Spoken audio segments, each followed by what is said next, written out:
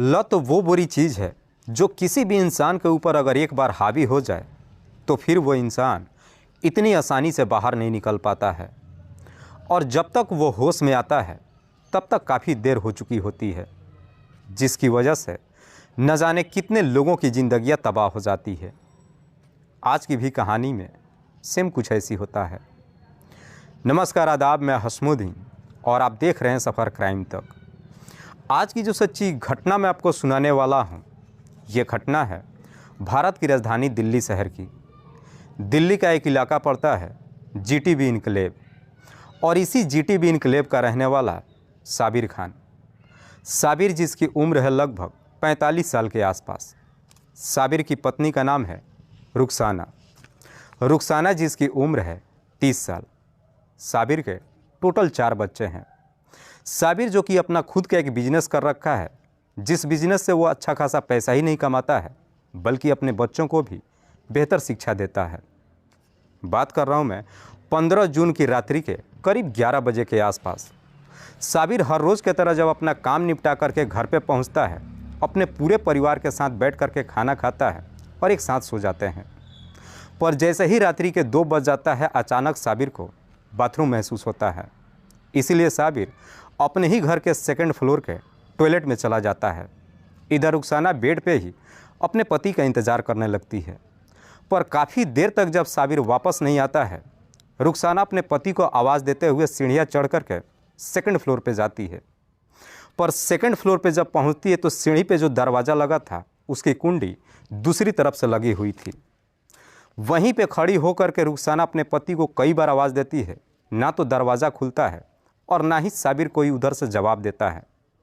इसलिए रुखसाना अपने घर से बाहर निकलती है और पड़ोस के रहने वाले असलम के पास जाती है और असलम से सारी बात बताती है। असलम को भी बड़ा अजीब सा लगता है कि आखिरकार साबिर कोई जवाब क्यों नहीं दे रहा है। असलम अपनी पत्नी को लेकर सीधे रुखसाना के घर पे पहुंच जाता है और वो भी सीढ़ियों पे चढ़ के जाकर दरवाज़ा खटखटाने की कोशिश ही नहीं करता है बल्कि कई बार साबिर को आवाज़ भी लगाता है, पर इसके बावजूद भी साबिर कोई जवाब नहीं देता है। तभी असलम की नज़र बगल के बालकनी में चली जाती है। बालकनी में जो सफ़ेद कलर की एक चादर दिखाई देती है। असलम जब उस चादर के बारे में रुखसाना से पूछताछ करता है, उस चादर को देखकर साबिर का बड़ा बेटा शाहिद वहां पहुंच जाता है और चादर हटाता है। चादर में हल्का खून भी लगा था। शाहिद जैसे ही चादर को हटाता है, उसके अंदर का नज़ारा देख वो ज़ोर ज़ोर से चीखने चिल्लाने लगता है। दरअसल उसी चादर में साबिर का डेड बॉडी पड़ा हुआ था। साबिर के शरीर पे किसी तेज़धार हथियार से कई बार वार किया गया था। जैसे ही इस तरह का नज़ारा देखते हैं, सब के सब ज़ोर ज़ोर से चीखना चिल्लाना शुरू कर देते हैं। तभी असलम इस बात की जानकारी नज़दीकी थाने में दे देता है। इधर पुलिस को जैसे ही सूचना मिलती है, पुलिस उसी रात को ही अपनी टीम के साथ रुखसाना के घर पे पहुंच जाती है। पुलिस जब साबिर की डेड बॉडी को देखती है तो मालूम चलता है कि उसके शरीर पे किसी तेज़धार हथियार से कई बार वार किया गया था। वो चाकू भी बगल में ही पड़ा था। चाकू को पुलिस अपने पास रख लेती है और घटनास्थल की बड़ी बारीकी तरीके से मुआयना करती है। पुलिस जब इस हत्या के बारे में साबिर की पत्नी रुखसाना से पूछताछ करती है तो रुखसाना भी पुलिस को वही जवाब देती है जो इससे पहले अपने पड़ोस के रहने वाले असलम को बता चुकी थी। रुखसाना जब इस तरह की बातें पुलिस वालों से बताती है, पुलिस को लगता है कि जो भी अपराधी होगा या तो साबिर के जानने वाला होगा या फिर घर का ही कोई सदस्य होगा, क्योंकि साबिर के घर में आने का मात्र एक ही रास्ता था। उसी रास्ते से अपराधी आए भी होंगे और उसी रास्ते से वापस भी गए होंगे।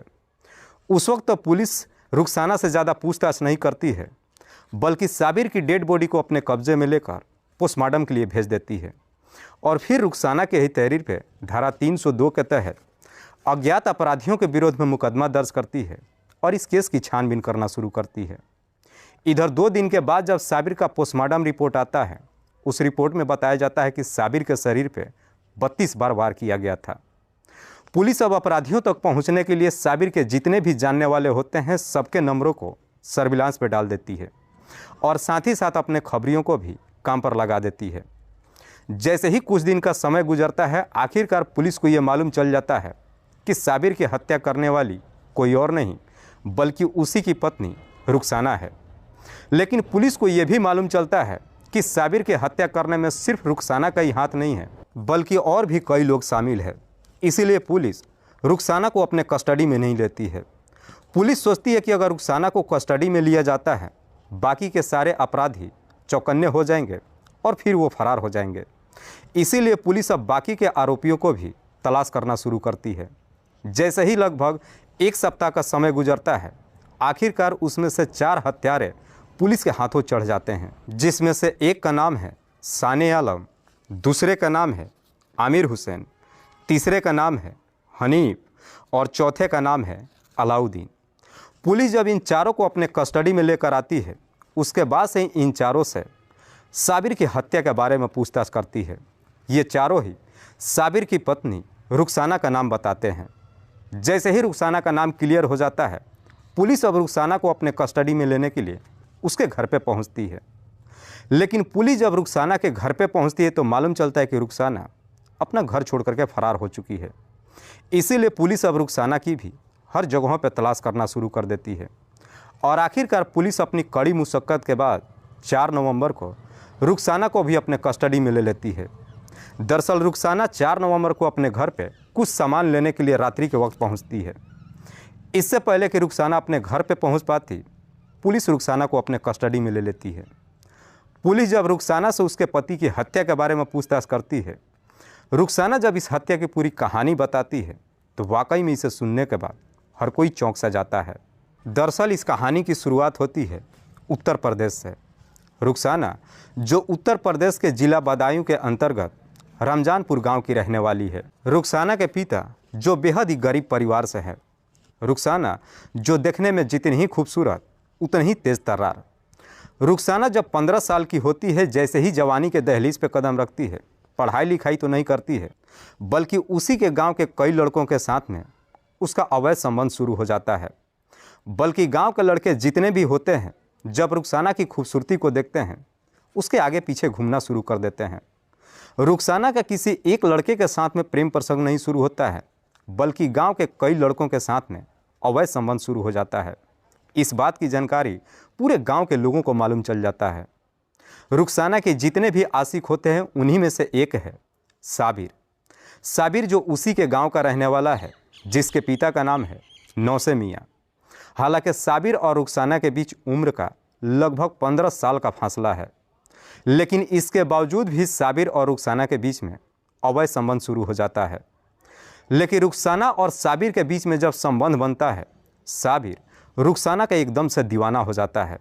दीवाना ही नहीं होता है, बल्कि रुखसाना से शादी करने का फैसला भी कर लेता है और एक दिन रुखसाना से शादी करने की बात कहता है। जैसे ही शादी का प्रपोजल रखता है, रुखसाना इस शादी से साफ इनकार कर देती है। कहती है कि हम दोनों के बीच में उम्र का काफ़ी फासला है, संबंध बनने तक तो ठीक है, लेकिन शादी नहीं कर सकती हूँ, जिससे साबिर का भी दिल एकदम से टूट जाता है। पर जैसे ही कुछ दिन का समय गुजरता है, एक दिन इस बात की जानकारी रुखसाना के माता पिता को मालूम चल जाता है। इधर रुखसाना के पिता को जैसे ही अपने बच्ची की करतूतों के बारे में मालूम चलता है, अपनी बच्ची की बुरी तरीके से पिटाई करते हैं। इस पिटाई के बाद रुखसाना की आदतों में भी काफ़ी बदलाव आ जाता है। उसके बाद से अब रुखसाना साबिर से शादी करने के लिए भी तैयार हो जाती है। जैसे ही शादी करने के लिए तैयार हो जाती है, उसके बाद से साबिर रुखसाना से शादी करने के लिए अपने पिता नौसे मियाँ से जाकर बातचीत करता है। पर जैसे ही रुखसाना से शादी करने के लिए बात अपने पिता से कहता है, रुखसाना का नाम सुनकर नौसे मियाँ भी एकदम से भड़क जाता है। कहता है कि मेरे जीते जी तुम्हारी शादी रुखसाना से किसी कीमत पे नहीं हो सकता है। नौसे मियाँ जो अपने गांव का एक सम्मानित व्यक्ति है। नौसे मियाँ कहता है कि रुखसार वो लड़की है जिससे कोई इज्जतदार आदमी कभी बात भी नहीं कर सकता है। पर नौसे मियाँ जब इस शादी का मंजूरी नहीं देते हैं, इधर साबिर भी अपनी जिद पे उतर जाता है। साबिर अपने पिता को जवाब देते हुए कहता है कि अगर मेरी शादी रुखसाना से नहीं हुई तो मैं अपने आप को ही ख़त्म कर लूँगा। जैसे ही अपने आप को मारने की बात कहता है, आखिरकार नौसे मियाँ भी अपने बेटे को मंजूरी दे देते हैं। तब जाकर के साबिर रुखसाना से शादी कर लेता है। साबिर जब रुखसाना से शादी कर लेता है, उसके बाद पत्नी बनाकर अपने घर में लाता है और फिर अपने पिता के साथ ही खेतों में किसानी का काम करने लगता है। शादी के बाद रुखसाना के भी जीवन में काफ़ी हद तक बदलाव आ जाती है। जितने लड़कों के संपर्क में होती है सबका साथ छोड़ देती है। जब कुछ साल का समय गुजरता है साबिर के 4 बच्चे भी हो जाते हैं। पर जैसे ही 4 बच्चे इस दुनिया में आ जाते हैं अब साबिर को एहसास होने लगता है कि खेती किसानी से उसके बच्चों का एक बेहतर भविष्य नहीं बन सकता है। इसीलिए साबिर एक नौकरी की तलाश में दिल्ली शहर में आ जाता है। दिल्ली शहर में पहुंचने के बाद कबाड़ी का बिजनेस करता है। जब कबाड़ी का बिजनेस शुरू करता है जम करके मेहनत ही नहीं करता है बल्कि अच्छा खासा पैसा भी कमाता है। ठीक ठाक जब पैसे कमा लेता है दिलशार गार्डन में अपना एक फ्लैट भी खरीद लेता है। उसके बाद से अपने घर पे जाता है, अपनी पत्नी और बच्चों को लेकर दिल्ली शहर में आ जाता है। साबिर अपने पिता को भी दिल्ली साथ लाने की कोशिश करता है लेकिन नौसे मियाँ दिल्ली जाने से साफ इनकार कर देता है। इसीलिए साबिर अपने घर में एक नौकर को रख देता है जिसका नाम है नासिर। नासिर जो नौसे मियाँ के साथ ही खेती में हाथ बटाने लगता है। इधर साबिर जब अपने बच्चों को लेकर के दिल्ली शहर में आता है अपने बच्चों को एक बेहतर स्कूल में दाखिला करा देता है। लेकिन साबिर को लगता है कि कबाड़ी का काम करने से उनके बच्चों पे काफ़ी बुरा असर पड़ेगा। इसीलिए साबिर अब कबाड़ी का काम छोड़ देता है और फिर स्टील वर्क का एक अपना बिजनेस कर लेता है। इस बिजनेस में भी वो काफ़ी मेहनत करके अच्छा पैसा कमा लेता है और फिर अपनी पत्नी और बच्चों के साथ बेहतर तरीके से जीवन व्यतीत करने लगता है। तब तक इधर रुखसाना 30 साल की हो जाती है और साबिर 45 साल का हो जाता है। जैसे ही 45 साल का हो जाता है अपने कामों में इस कदर से बिजी हो जाता है कि उसके बाद से जब भी घर पे आता है अपनी पत्नी के ऊपर कुछ ज़्यादा ध्यान नहीं देता है। रात के वक्त खाना खाता है और तुरंत ही गहरी नींद में सो जाता है। साबिर तो अपनी गहरी नींद में सो जाता है लेकिन रुखसाना को अब अपने पति की कमी महसूस होने लगती है। रुखसाना को लगता है कि शायद उसका पति का उम्र ज़्यादा हो चुका है इसीलिए अब उसका पति उसके तरफ ध्यान नहीं देता है। लेकिन रुखसाना का अपना मन नहीं भरता है। जब साबिर उसका साथ नहीं देता है अब रुखसाना इधर उधर ताक झाँक करना शुरू कर देती है। तभी रुखसाना की नज़र उसके बच्चों को ही पढ़ाने वाला एक सरदार पे चली जाती है। सरदार जो रुखसाना के बच्चों को पढ़ाने के लिए अक्सर उसके घर पे आता है। सरदार के तरफ जब देखती है उसके तरफ देख करके लटके झटके देना शुरू कर देती है जिसे देख करके सरदार को भी समझने में देर नहीं लगता है कि रुखसाना चाहती क्या है। और आखिरकार कुछ ही दिन के बाद एक दिन रुखसाना के घर के अंदर ही रुखसाना और सरदार के बीच में अवैध संबंध बन जाता है। दोनों के बीच में जब पहली बार अवैध संबंध बनता है इससे सरदार भी काफ़ी खुश होता है और फिर रुखसाना का दीवाना हो जाता है। दोनों एक दूसरे के इतने करीब आ जाते हैं कि आखिरकार एक दिन फैसला करते हैं और रुखसाना सरदार के साथ अपना घर छोड़ करके फरार हो जाती है। सरदार रुखसाना को लेकर अपने गांव पंजाब में चला जाता है, अपने बच्चों की फिक्र तक भी नहीं करती है। लेकिन इधर साबिर अपनी पत्नी को लेकर के काफ़ी परेशान हो जाता है। उसके बाद से साबिर अपनी पत्नी की हर जगहों पर तलाश करना शुरू कर देता है।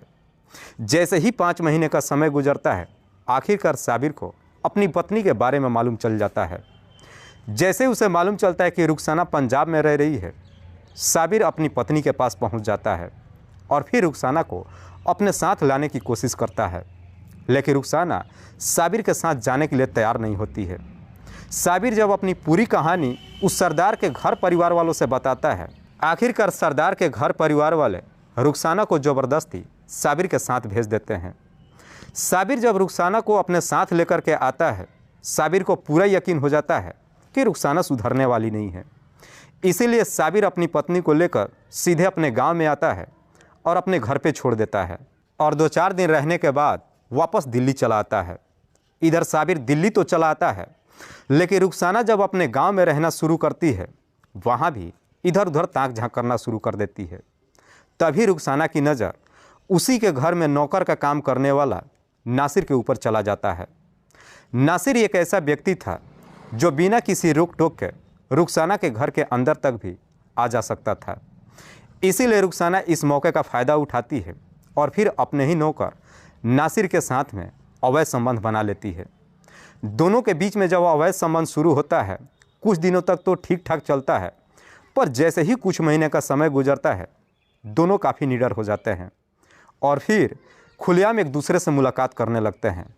तभी इस बात की जानकारी गांव के लोगों को मालूम चल जाता है।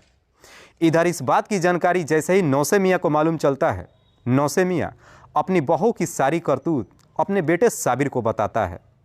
साबिर को जैसे ही मालूम चलता है वो फिर से अपने घर पे पहुंचता है। अपनी पत्नी की बुरी तरीके से पिटाई नहीं करता है, बल्कि अपने नौकर नासिर को भी घर से निकाल देता है। साथ ही साथ अपने छोटे भाई दिलशाद से कहता है कि तुम रुखसाना के ऊपर ध्यान रखना। उसके बाद से साबिर फिर से वापस दिल्ली चला जाता है। इधर रुखसाना अपने घर पे तो रहने लगती है, लेकिन उसका देवर दिलशाद उस पर नज़र रखने लगता है, जिसकी वजह से रुखसाना का अब अपने घर से बाहर निकलना भी मुश्किल हो जाता है। पर जैसे ही कुछ महीने का समय गुजरता है, आखिरकार एक दिन दिलशाद की भी करंट लगने की वजह से मौत हो जाती है। दिलशाद की मौत तो हो जाती है, लेकिन सबको यही लगता है कि दिलशाद की करंट से मौत नहीं हुई है, बल्कि रुखसाना ने ही उसे मार दिया है। गांव के लोग इस बात को लेकर तरह तरह की बातें करने लगते हैं। हालांकि पुलिस भी कोई मुकदमा दर्ज नहीं करती है, क्योंकि पुलिस के पास भी कोई सबूत नहीं मिलता है। गांव के लोग कहते हैं कि रुखसाना ने अपने पुराने आशिक असरुद्दीन के साथ मिल करके दिलशाद की हत्या करवा दिया है। असरुद्दीन जो रुखसाना का बचपन का प्रेमी है। हालांकि असरुद्दीन जो गुजरात शहर में रहकर नौकरी करता है, लेकिन उस वक्त गांव में ही था। जैसे इस तरह की बातें गांव में चर्चा होने लगती है, असरुद्दीन के घर परिवार वाले भी इस कदर से डर जाते हैं कि अपने बेटे को वापस गुजरात भेज देते हैं। असरुद्दीन गुजरात तो चला जाता है, लेकिन इसके बावजूद भी वो बच नहीं पाता है, क्योंकि इस बात की जानकारी जब साबिर के भतीजे ताहिर को मालूम चलता है, ताहिर गुजरात में पहुंच जाता है और असरुद्दीन की हत्या कर देता है। इधर असरुद्दीन की जैसे ही हत्या हो जाती है, इस वजह से अब साबिर के गांव वाले काफ़ी डर जाते हैं। साबिर के गांव वाले अब उसके पास फ़ोन करते हैं और कहते हैं कि तुम अपनी पत्नी को जल्द से जल्द अपने पास लेकर के जाओ, क्योंकि उसकी वजह से अब गांव में खून खराबा तक भी होने लगा है। जैसे ही गांव के लोग अब साबिर के ऊपर दबाव डालना शुरू करते हैं, साबिर फिर से गांव में पहुंचता है और अपनी पत्नी और बच्चों को लेकर वापस दिल्ली में पहुंच जाता है। लेकिन वापस जब पत्नी को दिल्ली लेकर आता है, अपने नौकर नासिर को ही लेकर के अपनी पत्नी की हर छोटी मोटी बातों पर लेकर बुरी तरीके से पिटाई करने लगता है, जिसकी वजह से अब रुखसाना भी काफ़ी तंग आ जाती है। आए दिन हर रोज़ छोटी मोटी बातों को लेकर जब साबिर अपनी पत्नी की पिटाई करने लगता है, रुखसाना इस कदर से तंग आ जाती है कि अब वो अपने पति को इस दुनिया से हटाने का तय कर देती है। और फिर रुखसाना अपने पति को इस दुनिया से हटाने के लिए अपने नौकर नासिर से बातचीत करती है। नासिर भी रुखसाना का साथ देने के लिए तैयार हो जाता है। जैसे ही नासिर तैयार हो जाता है, रुखसाना नासिर को इस काम को करवाने के लिए 4 लाख रुपया देती है। नासिर अब साबिर को इस दुनिया से हटाने के लिए अपने दोस्त अलाउद्दीन से जाकर के मुलाकात करता है। अलाउद्दीन जो कि नासिर के ही गांव का रहने वाला है, जो पहले से ही बदमाश प्रवृत्ति का है। दरअसल अलाउद्दीन कुछ साल पहले ही अपने ही गांव का एक व्यक्ति का तलवार से हत्या कर दिया था, जिसकी वजह से वो जेल में था। लेकिन जेल से छूटने के बाद अलाउद्दीन दिल्ली में आ चुका था और यहाँ पे भी चोरी का ही काम करता है।